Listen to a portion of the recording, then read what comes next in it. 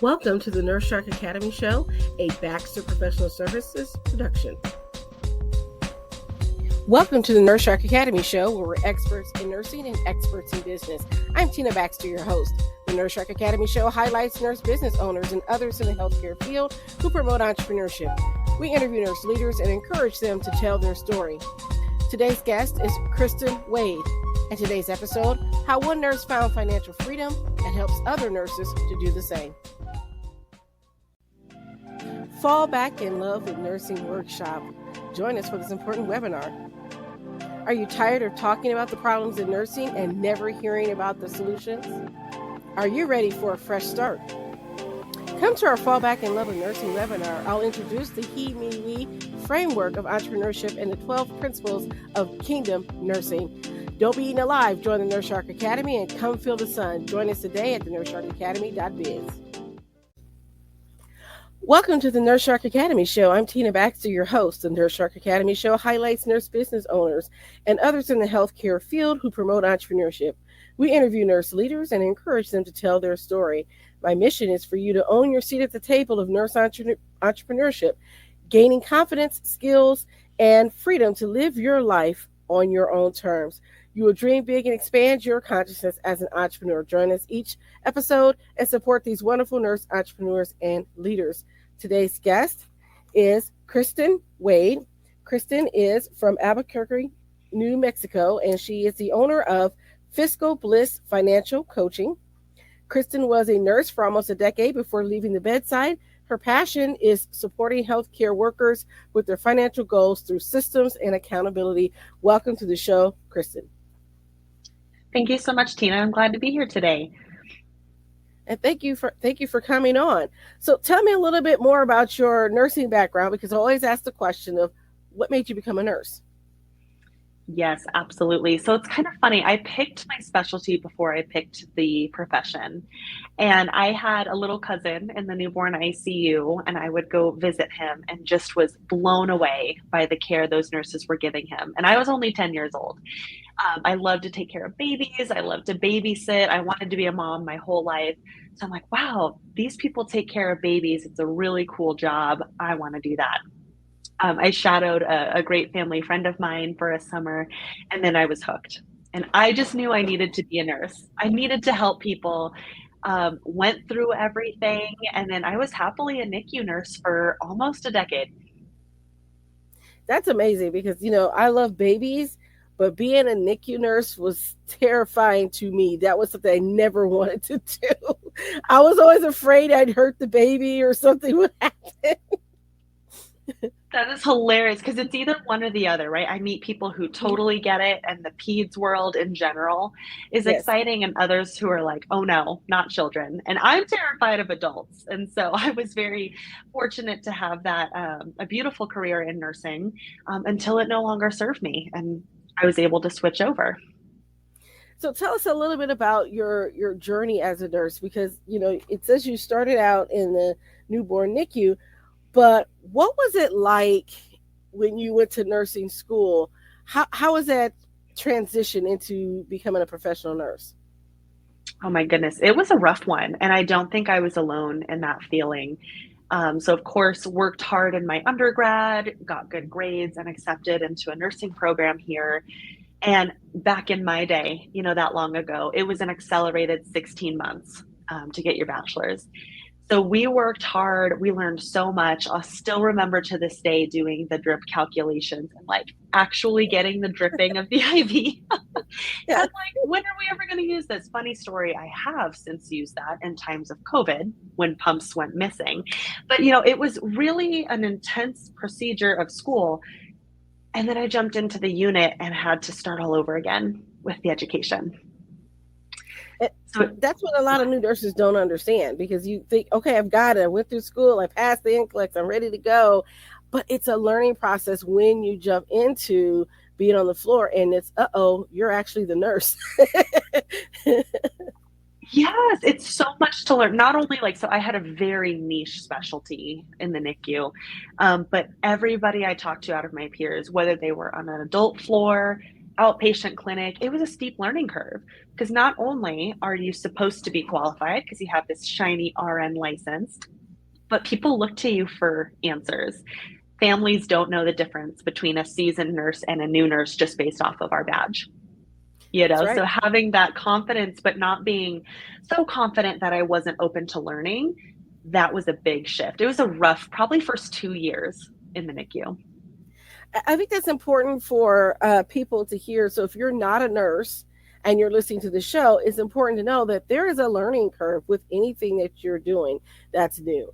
And you can't expect to go out there and be an expert in everything when you're just starting out. That wouldn't make sense. I mean, think about it this way. When we went to elementary school, it took us a while to learn how to tie our shoes, right? That was a big thing in order for you to get into kindergarten. You had to know how to write your name and know your telephone number. I remember that was important. We had to know our address and telephone number in order to go to kindergarten. And so it's the same thing. It was that every step along our journey, there's something new that we can learn. And so did you stay in the ICU the whole time or did you move around? I did. And so that was my only specialty that I ever worked in professionally. Earned my master's degree in leadership, was planning to climb the ladder, held 2 national certifications. And that's when I started seeing, oh, like you can work really hard and it doesn't necessarily mean your employer is going to respect you. And I kind of had that shift where I thought the employer was the problem. And this was post COVID. We were kind of in the thick of it.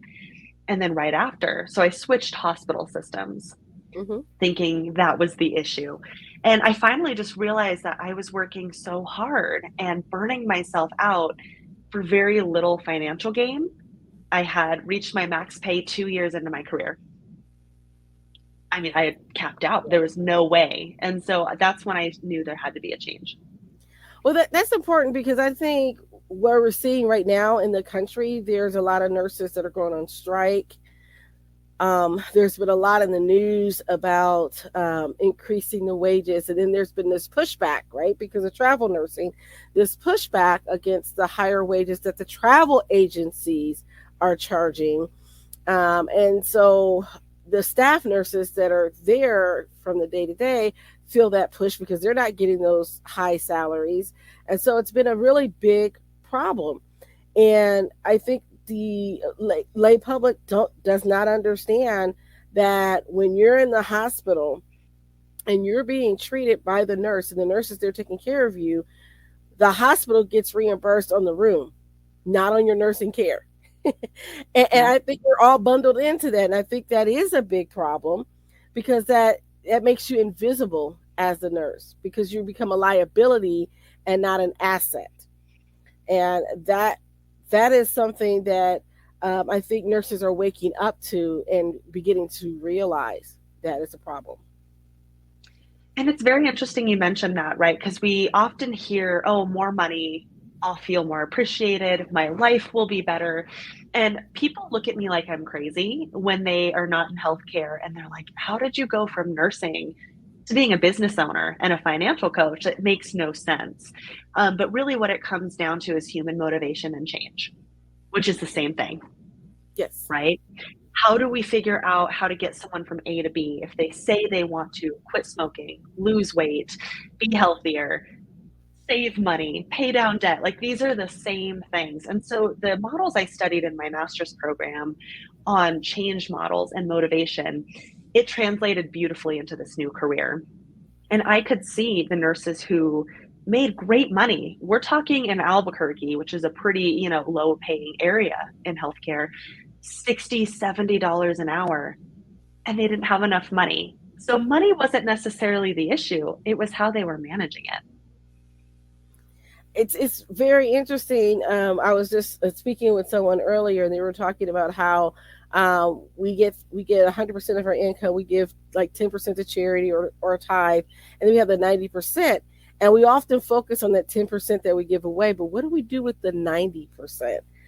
And if you look at social media, you'll see a lot of nurse influencers, and I'm not throwing shade at anyone by any means, but you'll see them, in their Crocs and their really nice figs, and they're like living the best life, and then later on, you find out that maybe not so much, right? And so I think as nurses, we weren't really taught in school, certainly, how to budget and save money and to grow our money. We weren't taught those business principles at all.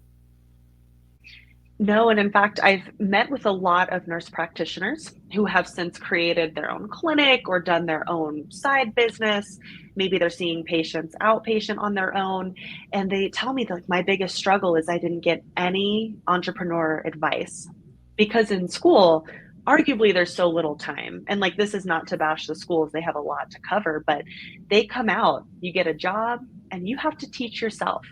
And most of us didn't even have basic financial management in our childhood. No, because a lot of families don't talk about it. Parents don't tell their kids what they're making or how they pay the bills or that type of thing. And so I've always thought financial literacy should be taught in high school. It should be a class that you have to pass. That and basic life skills of how to sew on a button and change the oil in your car, little things like that. Yeah.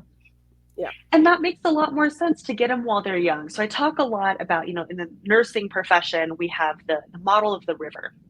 And, if there are bodies coming down the river, you're at the bottom pulling them out. Eventually, you're going to start walking upstream and figuring out why all these people are jumping in, and that's a super watered down version of the story. But with financial management, if you are getting help when it's too late, or you're on the brink of bankruptcy, or you are so buried in guilt and shame that it feels impossible to ask for help, it's not a great place to start. So getting people while they're young, I love to get nursing students because they don't have that real nurse money yet. And so they're like just getting there, catch them before they sign the line of that contract. That has been a real passion of mine. So how did you then transition then from bedside nurse going up the corporate ladder to now starting your own business? How did that come about?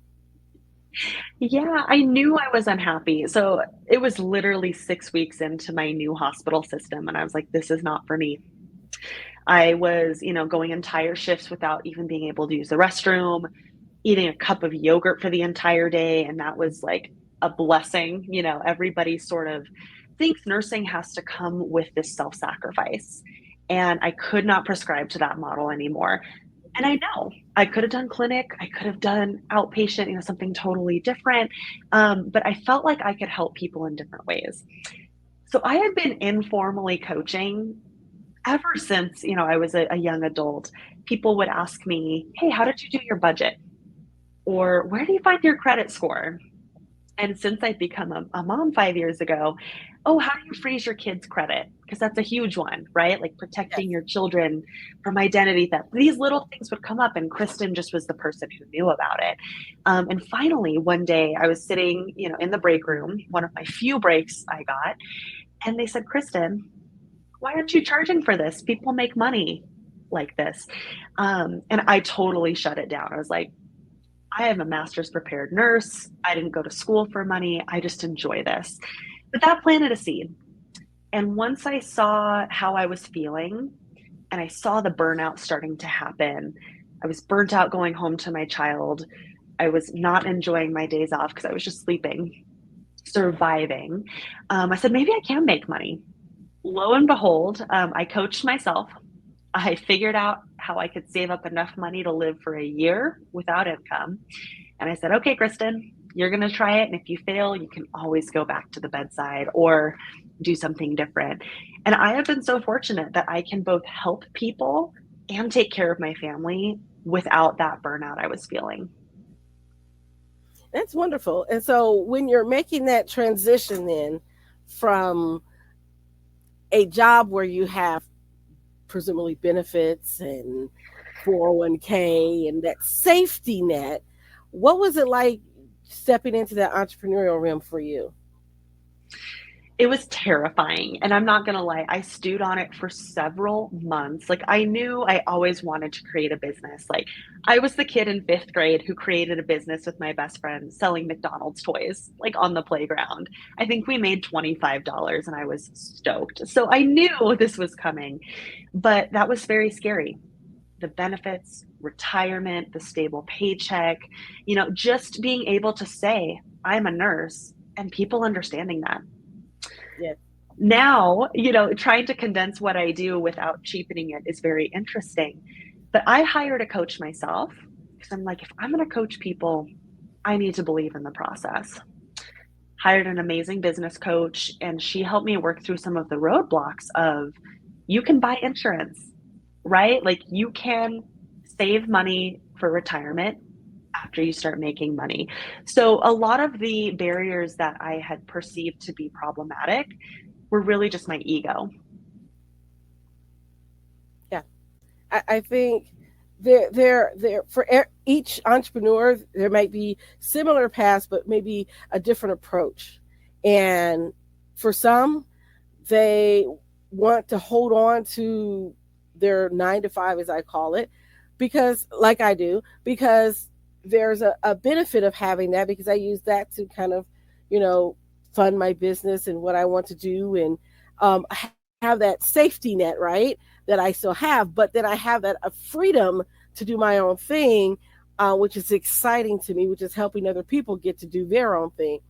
And a lot of nurses, we don't have someone to help us when we start out in business. It's sort of like figure it out on your own.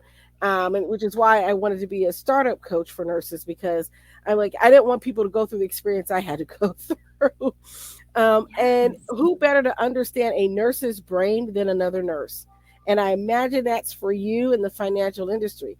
So how would you help us nurses do better financially?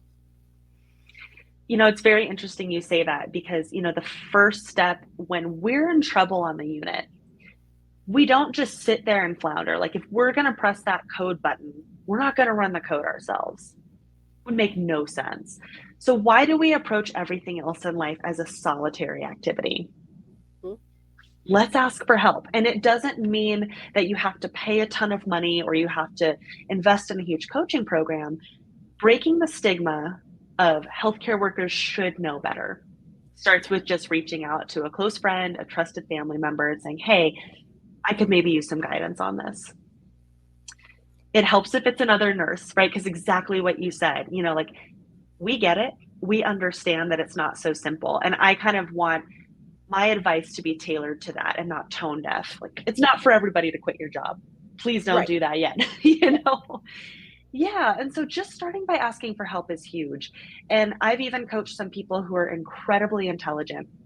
It does not translate to financial literacy. No, we use nurse math, right? Nurse math is, Right. if I work 3 to 11, 3 days a week extra and stay over, then I can afford to buy this or pay my house note or whatever. We use nurse math. And so how do you take that and translate it then into maybe, okay, well, you work that extra shift, but that money that you make for the extra shift, put it in a savings account. Put it in a high interest savings account so you get a little bit more back. Those types of things that we have to think about. It's not just about the next shiny object that we want to purchase, right? Or the vacation, we maybe have to put the vacation off for a little bit because we want to do something else, like start our business or, you know, invest in ourselves. That's a novel approach for nurses. Invest in What's ourselves. that? Yeah. Yeah. Yeah. Yeah. And, sometimes it takes that little nudge. And so whether I sometimes compare budgeting and this big of a change to like losing weight. And it's a big shift in how you do things. It's going to be uncomfortable at first. But in order for it to be long term, you have to have a system that makes sense and that you're going to use. You could pay for any of these systems on Etsy, you could get spreadsheets, you could, figure out on YouTube, and the answers are out there. But that takes a lot of time that we just don't have. That's right. We're busy. Like my niche, and yours as well, is busy healthcare workers who are trying to figure this out. without sacrificing time with their family, time at work. We don't have time to be messing around with tutorials and YouTube videos about all these topics. So kind of my approach is a system and accountability. Because if you have one or the other, like, it's not going to fly. And just getting started with something is better than nothing. I so agree. I so agree. I think that one of the things I noticed is that in healthcare, things aren't really geared towards taking care of the worker. It's, they say it's patient focused, although sometimes I question that too. But it's really geared toward making the hospital or making the unit or making the clinic run, right? And bringing in the revenue. It's really not geared toward fostering of an environment. And I think we need to change that. I think we need to change that. And maybe it starts with nurses getting that seat at the table. And whether you're an entrepreneur and you're staying working in the hospital, or you're an entrepreneur, it's lending your voice to the conversation that's important. Absolutely. And just having these conversations, like, everyone's going to disagree with me here because I get looks, but you got to talk about how much you're making. I'm sorry, we have got to start discussing it, especially if you graduated nursing school with a man and you both have the same credentials and get a job. I want to know how much he's making compared to you. Yes. We have got to be talking about it, because the only factor that benefits is the employer. That is step one. And then step two, like, when we're discussing things that are uncomfortable or frustrating, like, making it a topic amongst nurses, because we seem to think we can do it all. And we just can't. We have got to, with trusted people, of course, be vulnerable and say, hey, I don't know where to find my credit score. I have no idea. Or, like, I've got some debt and I couldn't tell you which one I should start paying off first. But this is how we start breaking the cycle. It's being able to ask those questions that maybe sometimes we didn't even know we should be asking, or that there is a way to get out of things. One of the things that's very crushing for a lot of nurses that we haven't talked about is student loan debt. And that's a big, big elephant in the room, because, you go into nursing, I want to help people accrue this huge debt. And then all of a sudden you start working and you realize, wait a minute, I'm not making enough money to feed my family. How am I going to pay off my student loan debt? I mean, that's a real concern for nurses, particularly nurses that work in other areas besides the hospital. I'm thinking of the school nurses that don't make a lot of money. And I'm thinking of the nurses that may work in a nursing home or in assisted living or in home care. They're not making a salary that's comparable to a lot of nurses in the hospital even. So imagine that. I saw a story about a school of nursing that opened up a food pantry so that their nursing students could have food. Oh, goodness. And that's the reality that we're facing right now. I think it was very, yeah, and it's very interesting because, you may look around at the nurses in the new scrubs and the fancy water bottles and their nails done, if you're not inpatient, that is. And you're wondering, like, oh, okay, like, they must make good money, but not necessarily, right? You and I both know that is probably an indicator that they are just spending it as they get it. So everything that you brought up, the student loans starting again, everything that is unexpectedly expected, like, we know these things are coming. And so if we put our nurse brains on, we are all one car accident away from losing our jobs. That's right. Anything could happen, and we see it every day, but we somehow put these blinders on that we are immune, and we're just not. And so, yes, the student loans have been, like, kind of in debate for a long time. And when they hit, I realized it wasn't a huge surprise to people, but most of the people who come to me for consultations were just hoping they would be resolved and wouldn't put it in their budget.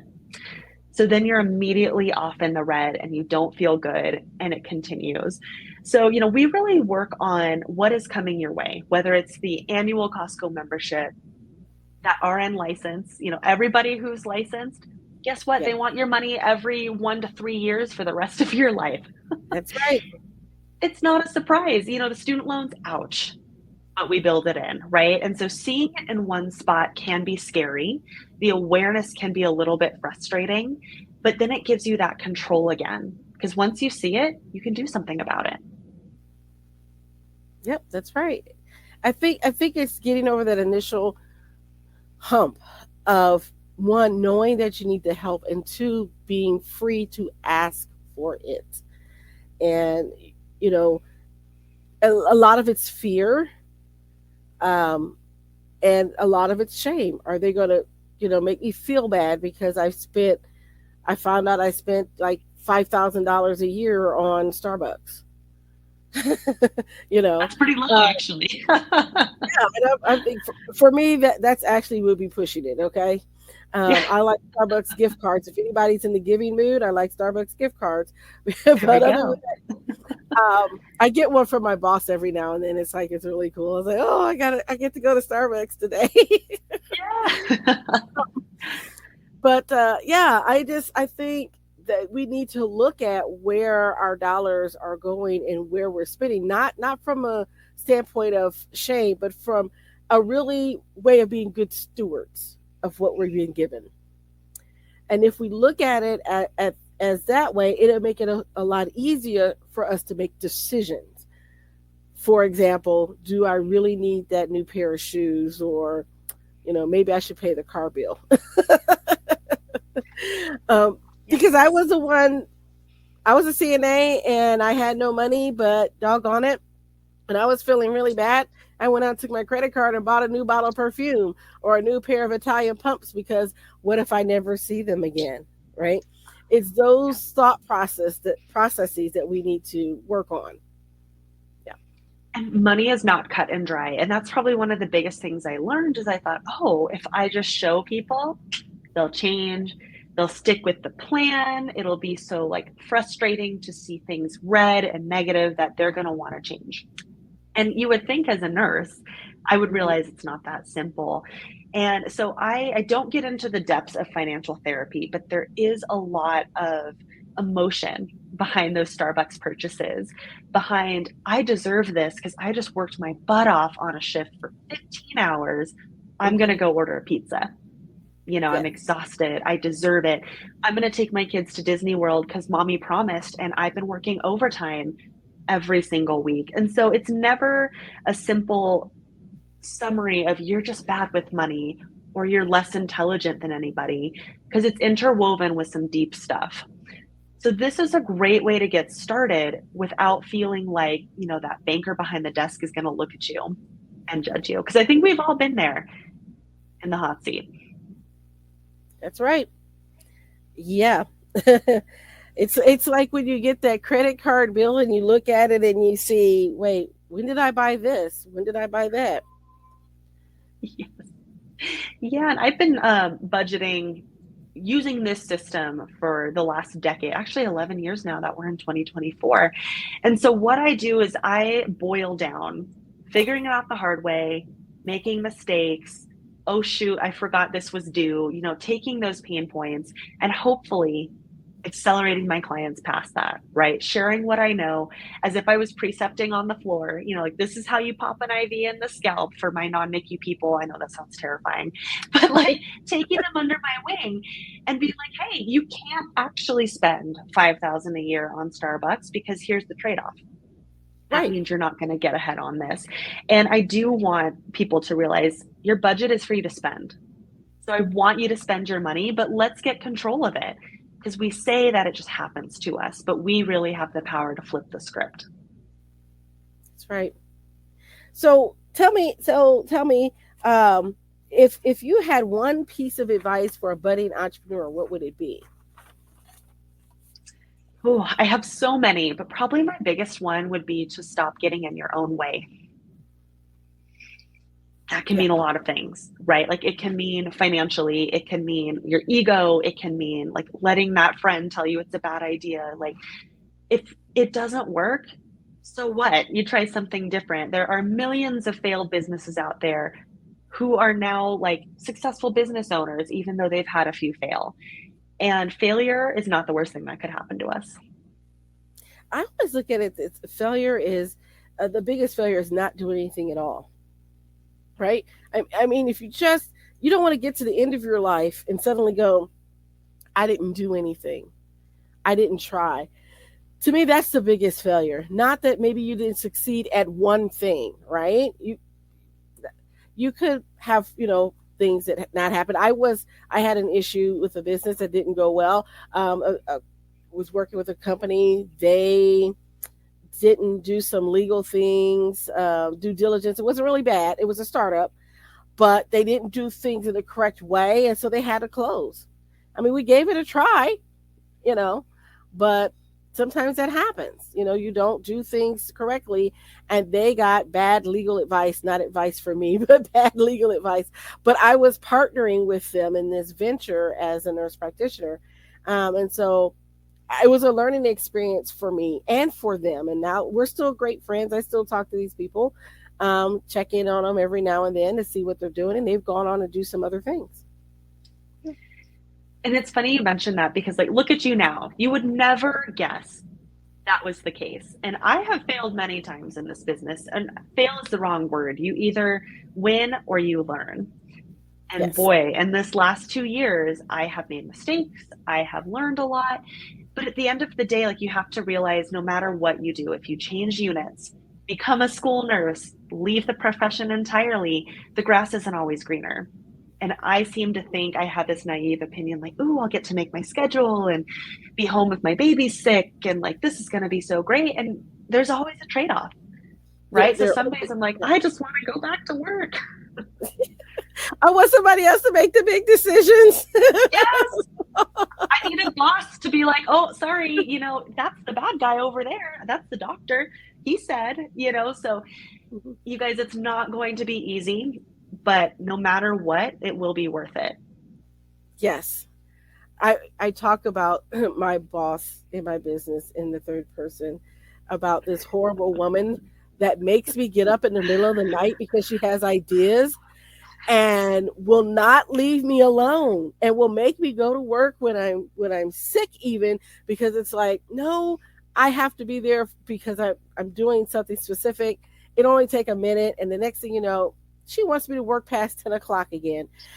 But I have a blast. I have to admit, I do enjoy what I do. But everybody, when I start talking about that horrible boss that I have, they look at me and they're like, wait, are, aren't you working for yourself? I say, yes, and I hate that heifer sometimes. And they're Exactly. laughing. Because Oh, I get ideas in the middle of the night. I mean, one night it was like 11 o'clock, and I'm like, hey, I need to do this on the website. Quickly make this change in the website, and that led to something else. And it's like, oh, we need a commercial in like 15 minutes to do another commercial. And I'm like, oh my goodness. Yeah. yes. And, nurses tend to be type A, and we tend to be hard workers and perfectionists, which is why we provide killer care to our patients. And that doesn't go away. Like, the work ethic, the drive, that is all beautiful. But if you don't have someone to tell you to turn it off, like, your 36 hours are done, Yes. you will also, like, I almost burned out again last year because I was doing exactly that, like, up till midnight, thinking I had to be the one to carry this business. And what helped me with that is just like the advice I gave at the very beginning. Don't do it alone, right? Yeah. Hire a coach, hire someone like Tina, hire, help, or even just find a network of other entrepreneurs or nurses to be like, wow, I had a hard day. Yeah, me too. Oh, yeah, it'll be better tomorrow. I had a great day. Share your accomplishments, because entrepreneurship can be isolating. It very well can, but you don't have to do it alone. And I always tell people, you don't have to do it alone. Find your tribe, find a group of people that will support you and that can celebrate your wins with you, but also help you when you have your losses, right? And so I think it's always been good to have a group of people around you that are like minded and to help give you that encouragement when you need it and that kick in the pants when you need that one too. Um, and so lastly, I see here that you have a promotion for our listeners, which is they get to book a call with you, which is great, and you got a free budget template, and you're offering a 10% on our coach on your coaching package. So For those of you nurses who are listening out there, please get a hold of her. So, how can they get a hold of you? What's the best way for them to contact you for all those great things that you're offering? Yes, absolutely. So you can go to my website. It is www.fiscal-bliss.com. I know Tina will put that in the notes. There is a Yes. dash in there. Book a consultation. It's free for 30 minutes. Pick my brain. We'll see if it's a good fit for you. And then I'll send you a template that I use for all of my clients. I'll give you access. You can try the software. So a lot of people just need a point in the right direction. And you can get that just for listening today. All right, so you heard it here. Book a call with Kristin, and we'll definitely put that in the show notes. Her company is Fiscal Bliss. Don't forget to look her up. And I just want to say, did you have any last or final words before we end our show today? Oh, I don't think so. I could probably talk for hours about this. If nothing else, this has been such a beautiful opportunity to talk with another nurse entrepreneur. So thank you so much for having me on. I am so glad that you're here. This financial talk is something that we have been needing on this show. I think it's so important even if you're not a business owner and you plan to still work, your 9 to 5, what better way than to know how to use your money and to get ready for your retirement or whatever your financial goals are. So I think that's wonderful and great. So I want to thank you for coming on the show. This is the Nurse Shark Academy show. For those of you that are watching us on YouTube, don't forget to like and subscribe and hit the notification bell so that you get notified every time that we have a new episode. And those of you that are following us on Podbean, we do have a promotion for Podbean. So if you wanted to start your own podcast, we've got an affiliate link right there for you that you can actually get something off on your Podbean hosting. So I want to thank you for tuning in. Leave us a comment, leave us a like. Thanks a lot. Bye-bye for now. Thank you. Bullying, poor staffing, stagnant wages, no work-life balance. Stop being eaten alive. Find your joy, strength, and happiness. Become the leader you are always meant to be. Nurse entrepreneurs are using their skills to launch successful businesses every day. Make your dreams come true. Join the Nurse Shark Academy and come feel the sun at thenurssharkacademy.biz. Thank you for listening to the Nurse Shark Academy show wherever you get your podcasts or watching us on YouTube. Don't forget to like and subscribe, and don't forget to hit the notification bell so that you'll know when all of our episodes come out. If you want further information, you can contact us on the thenurssharkacademy.biz.